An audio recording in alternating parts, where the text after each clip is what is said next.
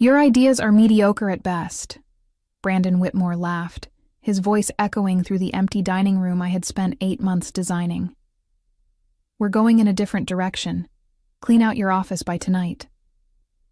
I stood there, stunned, watching him dismiss everything I had poured my heart into with a casual wave of his hand. The restaurant was 2 weeks away from its grand opening, and he was firing me. The person who had created every single detail from the concept to the menu to the marketing strategy. My name is Jasmine O'Connell, and I'm 39 years old. For the past 15 years, I've been working in the hospitality industry, climbing my way from server to restaurant consultant to executive chef. 6 months ago, I thought I had finally landed my dream job when Brandon hired me to create the signature restaurant for his new boutique hotel, the Sterling Rose, in downtown Portland, Oregon. He had promised me creative freedom, a partnership opportunity, and my name on the door. Instead, I was staring at the ruins of my professional reputation. But Brandon, the opening is in 2 weeks, I managed to say, my voice barely steady. The staff is trained on my systems, the suppliers are lined up, the marketing campaigns are already running with my concept. He shrugged, not even bothering to look at me as he scrolled through his phone. My new head chef will figure it out. Someone with real credentials this time, not just small-town experience. The condescension in his voice made my stomach turn. I had spent months developing the farm-to-table concept that would showcase local Oregon ingredients, designed the entire interior to complement the seasonal menu, and trained a staff of 20 people on my vision for elevated comfort food. The irony wasn't lost on me that everything he was keeping, my recipes, my design, my staff training, he was calling mediocre, while simultaneously planning to use it all. "What about my contract?" I asked, knowing the answer would devastate me. "Check Section 12. We can terminate for creative differences with 30 days' notice. You'll get your final paycheck, but that's it." His smirk told me he had planned this all along, probably waiting until I had done all the hard work before bringing in someone he deemed more prestigious. As I looked around the dining room one last time, taking in the warm wood accents I had chosen, the custom light fixtures that had taken weeks to source, and the open kitchen design that would showcase the culinary theater I had envisioned, I felt something shift inside me. This wasn't just about losing a job. It was about having my creative soul stolen and repackaged under someone else's name. But as I walked toward my office to pack my things, I noticed something that made me pause. The vacant storefront directly across the street had a for lease sign in the window, and suddenly, an idea began to form.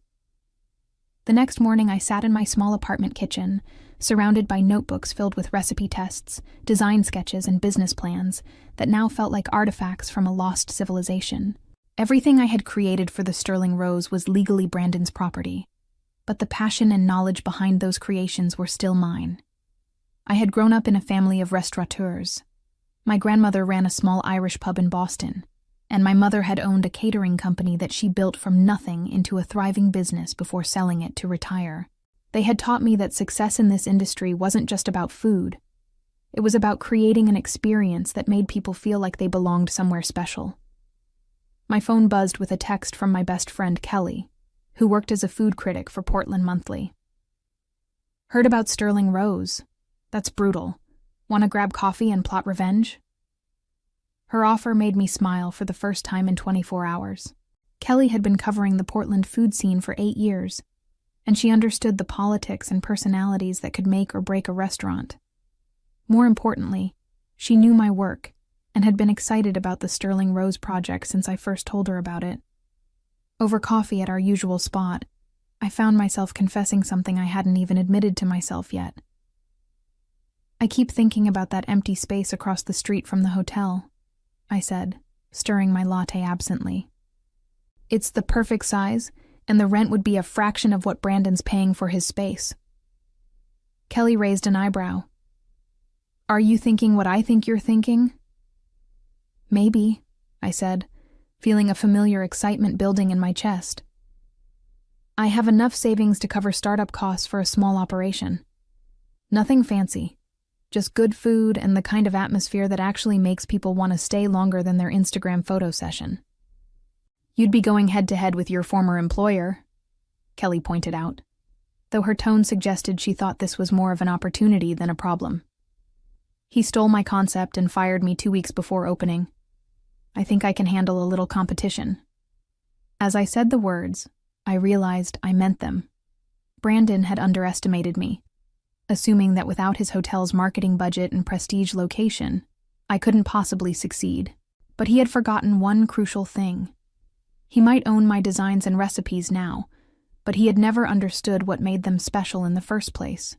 He saw trendy ingredients and Instagram-worthy plating, but he missed the heart of what I had been trying to create. A place where food brought people together, where every dish told a story about the community and the land that produced it. By the time I left that coffee shop, I wasn't just planning revenge. I was planning a revolution. 3 days later, I was standing in the empty storefront across from the Sterling Rose, calculating square footage and envisioning possibilities.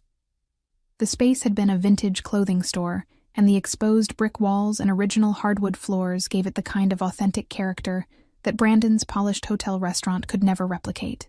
The previous tenant had left behind some fixtures that could be repurposed, and the kitchen space, while smaller than what I was used to, was perfectly adequate for the intimate dining experience I was beginning to envision.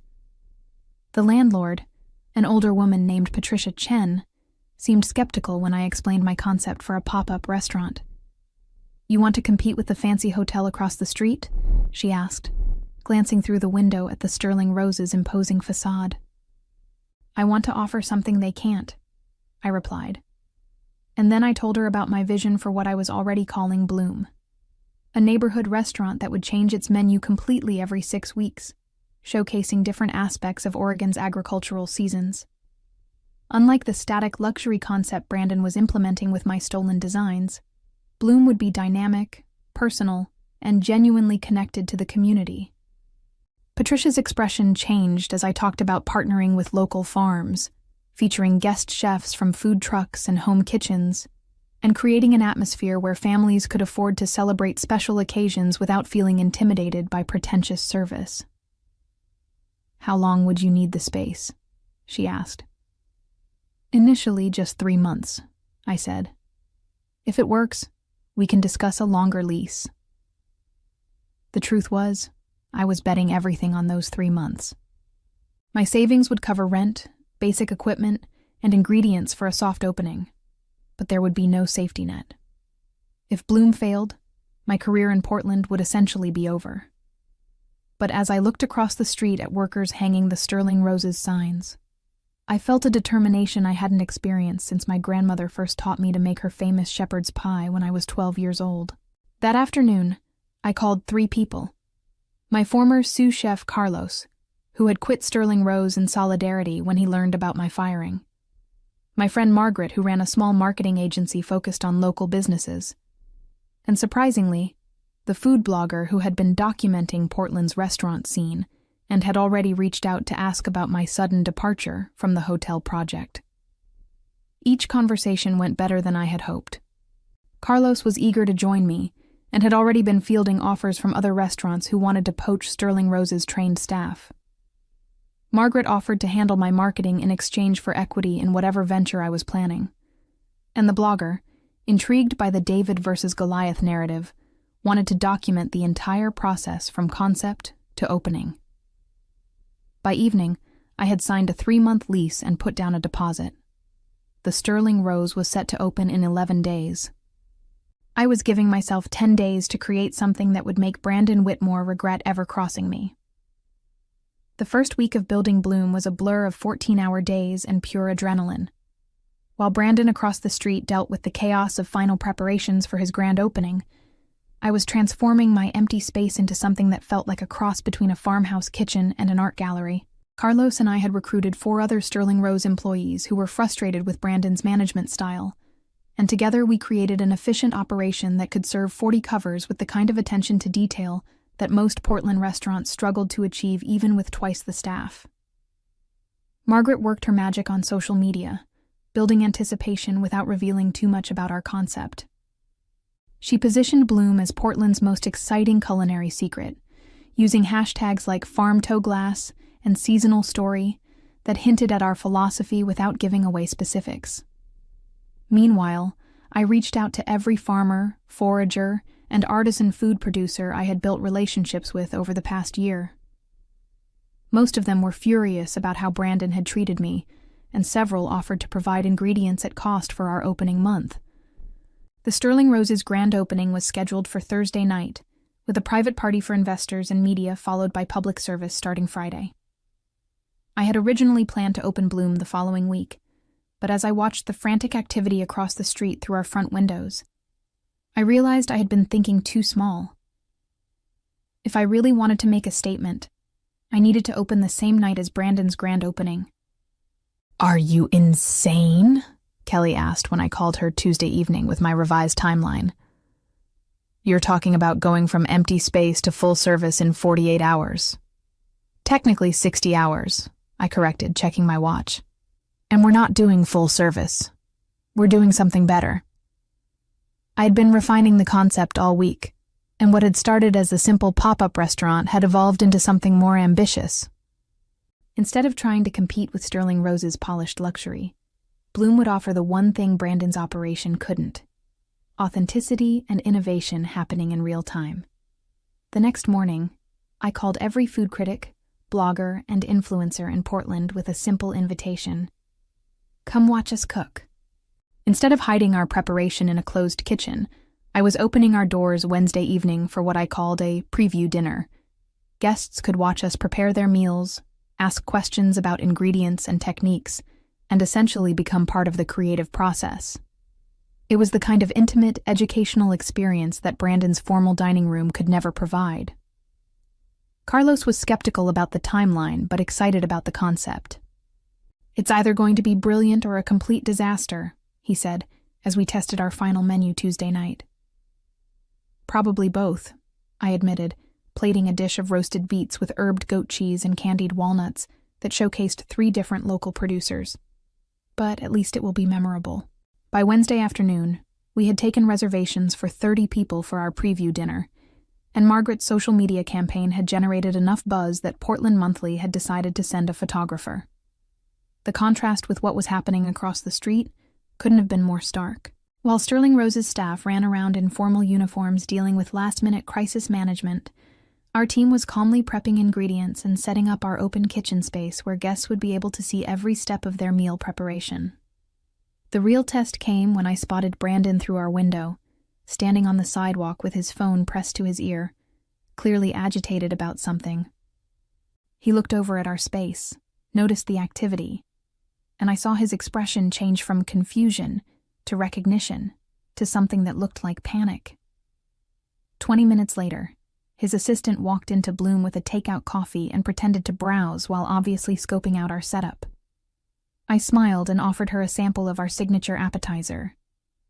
"Please tell Mr. Whitmore we wish him luck with his opening," I said sweetly. The message was clear. I wasn't hiding, and I wasn't intimidated. Thursday evening arrived with the kind of crisp October weather that made Portland feel magical. Through our windows, I could see guests arriving at the Sterling Rose for Brandon's private opening party, and I had to admit the scene looked impressive. Valets were parking luxury cars, photographers were capturing arrivals, and the soft lighting from inside the hotel made everything look like a movie set.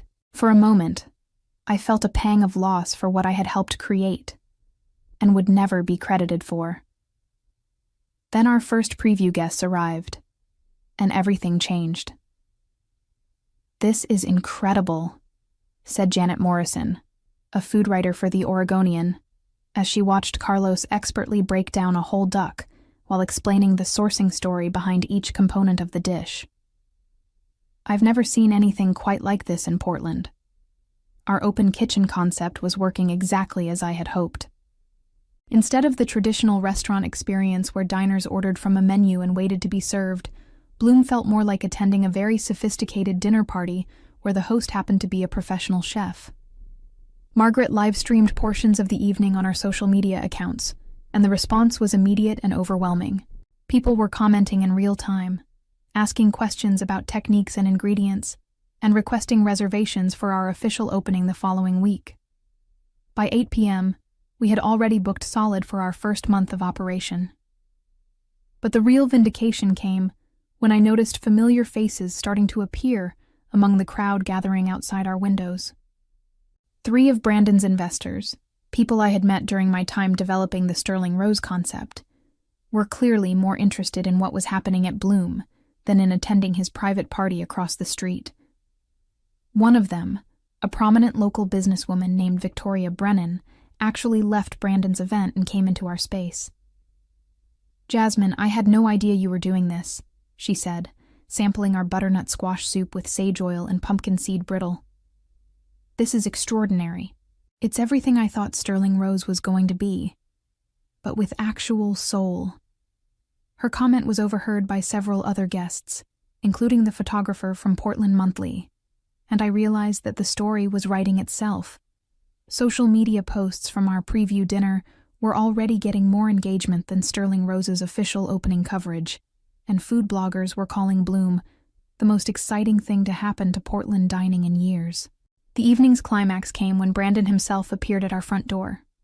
I watched through the kitchen as he stood on the sidewalk, clearly debating whether to come inside. His formal opening party was still in progress across the street, but the energy and excitement at Bloom was undeniable. After what felt like an eternity, he pushed open our door and walked straight to where I was plating desserts. "Jasmine," he said, his voice tight with something between anger and desperation. "We need to talk." The entire restaurant went quiet. Carlos paused in his preparation, our guests stopped their conversations, and I could feel everyone watching to see how this confrontation would unfold. I looked up from the vanilla bean panna cotta I was garnishing with fresh berries and honey tuile, meeting Brandon's eyes for the first time since he had fired me. "I'm a little busy right now," I said calmly, returning my attention to the dessert. "But if you'd like to make a reservation, we might have something available in about 6 weeks." The silence stretched for another moment before Brandon turned and walked out without another word. Through the windows, I watched him cross the street and disappear back into his own opening party. But the damage was already done. Everyone in Bloom had witnessed the exchange, and the story would be all over Portland's food scene by morning. The next morning brought a flood of media attention that exceeded even Margaret's most optimistic projections. The Portland Tribune ran a front-page story about the culinary David and Goliath, playing out on opposite sides of the same street, complete with photos from both opening events. But it was the social media response that truly shocked me. Videos from our preview dinner had been shared thousands of times, and food lovers from Seattle to San Francisco were asking when they could visit Portland to experience Bloom. More importantly, the professional response was everything I had hoped for. Carlos fielded calls from 3 different restaurants trying to poach him, which he politely declined. 2 investors reached out to Margaret about expansion opportunities. And most surprisingly, I received a call from the executive chef at one of Portland's most prestigious restaurants, asking if I would be interested in collaborating on a special event. But the real validation came when Victoria Brennan called me directly. "Jasmine, I owe you an apology," she said. "I invested in Sterling Rose because I believed in the concept you presented to Brandon and me 6 months ago. After last night, it's clear that you were the visionary behind everything that made that project special." "Thank you," I said, genuinely touched by her honesty. "But I'm focused on Bloom now. That's actually why I'm calling. I'd like to discuss investing in your concept. What you've created has the potential to change how people think about dining in Portland." As I hung up the phone, I realized that my 3-month pop-up was rapidly evolving into something much bigger. We had bookings extending into January, media coverage that money couldn't buy, and most importantly, a team of people who shared my vision for what a restaurant could be when it prioritized community and authenticity over prestige and profit margins. The afternoon brought an unexpected visitor, Brandon's head chef, the prestigious hire who had replaced me. Thomas Hartwell was a James Beard Award winner with an impressive resume from New York and Los Angeles restaurants, and he looked uncomfortable as he stood in our doorway. "I wanted to see what all the fuss was about," he said, his tone carefully neutral. As I showed him around Bloom, explaining our concept and introducing him to our team. I watched his expression change from skepticism to genuine interest to something that looked like regret. "This is what I thought I was signing up for," he admitted as we finished the tour. "Brandon showed me your original concept and said it was his vision. But when I arrived, all the creativity and community connection had been stripped away. It's just another expensive restaurant now." His confession confirmed what I had suspected. Brandon had used my work to attract both investors and staff, then removed everything that made the concept special once he had what he needed. But Thomas's visit also gave me an idea that would become the final element of my revenge strategy. "Would you be interested in doing a guest chef collaboration?" I asked.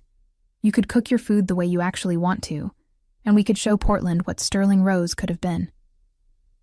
The collaboration dinner, scheduled for the following month, sold out within hours of being announced. But more importantly, it sent a clear message to Brandon and everyone else in Portland's food scene. The best people wanted to work with Bloom, not against it. As I locked up that evening and looked across the street at Sterling Rose, I felt a satisfaction that went deeper than mere revenge. I had proven that authenticity and vision mattered more than money and connections, and I had built something that would outlast whatever petty satisfaction Brandon thought he had gained by firing me. 6 weeks after our opening, Brandon Whitmore stood in my restaurant for the second time, but this time he wasn't the confident, dismissive man who had fired me. His shoulders were slumped, his expensive suit looked rumpled, and there were dark circles under his eyes that spoke of sleepless nights and mounting pressure. The Sterling Rose, despite its lavish opening and prestigious pedigree, was struggling to fill even half its tables on weeknights, while Bloom had a 2-month waiting list and had been featured in 3 national food magazines. "Jasmine, please," he said, his voice stripped of its former arrogance. "I made a mistake, a huge mistake. I want to make this right." I continued plating the evening's special, pan-seared halibut with parsnip puree and crispy Brussels sprout leaves, while he spoke. Carlos and our other team members pretended to focus on their own tasks, but I could tell they were listening to every word. This was the moment we had all been waiting for, though none of us had expected Brandon to look quite so defeated. "What exactly are you proposing?" I asked, not looking up from my work. "A partnership. You could run both restaurants, maintain the Bloom concept here, and redesign Sterling Rose the way you originally envisioned it. Your name would be on both doors. Full creative control, 50% ownership of the restaurant operations." The offer was generous, more than generous. It was everything I had wanted 8 months ago when I first signed on to create his restaurant.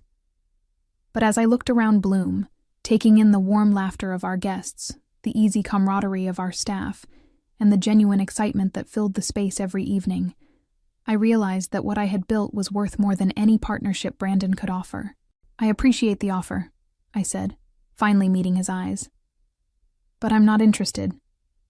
His face crumpled with an expression that mixed surprise, desperation, and defeat. "Then what do you want? Name your price. I'll sell you the restaurant operation outright if that's what it takes." I smiled, feeling a satisfaction that was both sweet and complete. "There's nothing you have that I want, Brandon. You taught me that the real value was never in the building or the investment capital. It was in the vision and the people who believe in it. And those belong to me now." 3 months later, the announcement appeared in Portland Business Journal. The Sterling Rose Hotel was closing its restaurant permanently, unable to compete with the innovative dining concepts that had transformed the neighborhood. Brandon had quietly sold the hotel to a national chain that planned to convert the restaurant space into additional guest suites and a grab-and-go market. I read the news while sitting in what had once been Patricia's empty storefront and was now the permanent home of Bloom Restaurant. We had signed a 5-year lease, expanded into the adjacent space, and built a kitchen that could accommodate the cooking classes and special events that had become as popular as our regular dinner service. The success had attracted attention from food industry leaders across the country, and I had turned down 3 offers to franchise the concept in other cities, preferring to focus on perfecting what we had created in Portland. The irony wasn't lost on me that Brandon's attempt to steal my vision had ultimately forced me to create something far better than what I had originally planned. Bloom wasn't just a restaurant. It had become a model for how food businesses could prioritize community engagement, sustainability, and authentic hospitality over profit margins and prestige. We had been featured in Food and Wine magazine as one of the 10 restaurants changing American dining, and the article specifically mentioned our commitment to supporting local farmers and providing accessible fine dining experiences. But the real measure of our success wasn't in the accolades or the waiting lists. It was in the fact that our team had grown from 5 people to 15, all of whom shared ownership stakes in the business. Carlos had become my partner and co-executive chef. Margaret had expanded her marketing agency, based on Bloom's success, and even Thomas Hartwell had left his position at another restaurant to join our team full-time. Brandon's mediocre ideas had built something extraordinary, and everyone in Portland's food scene knew exactly who deserved the credit. As I stood in my kitchen, preparing for another sold-out evening, I reflected on how profoundly my life had changed since that devastating day when Brandon fired me. The path from humiliation to triumph had taught me that the best revenge isn't just success. It's building something so authentic and valuable that it makes your former adversary's vision look hollow by comparison. Sometimes the greatest gift someone can give you is the push that forces you to discover what you're truly capable of creating on your own. The revenge had been sweet, but the future I was building would be even sweeter.